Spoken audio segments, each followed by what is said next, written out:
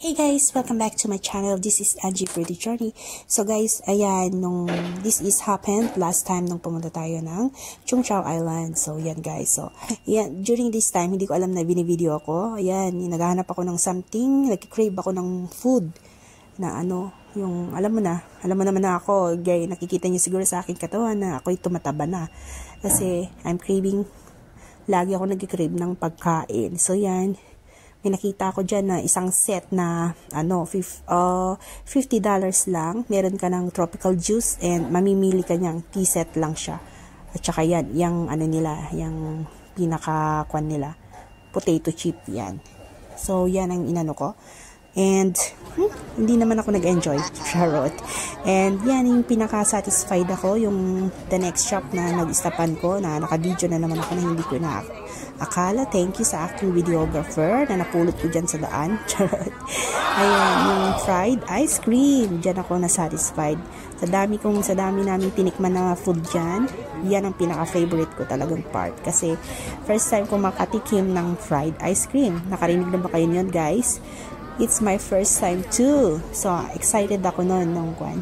I think I just paid $45 for 2 pieces of it, and satisfying naman talaga kapag kapag tinikman mo siya. Nung una ko siyang tinikman na ganyan pag bite ko na ganyan, mainit yung labas niya, fried nga siya, and after that sa loob niya ice cream talaga, and it's taro ice cream, so yummy. Mainit yan guys. Yan, para ako naglilihi. Ouch, Angie, naglilihi na ganyan. Ganyan ako, nag-crave all the time pag malapit na akong reglahin. I love eating. Charot. And after that, wala na. Hindi na naman ako palakain. Ayan. So, this time, yan, pauwi na kami. And still, naka-video pala ako na hindi ko na-expect. And marami kami dyan. Puro Pilipina. Ayan, mga din, island hopping. Yan, hopping or whatever. Basta. Ayan, so, pakit-kit lang ako na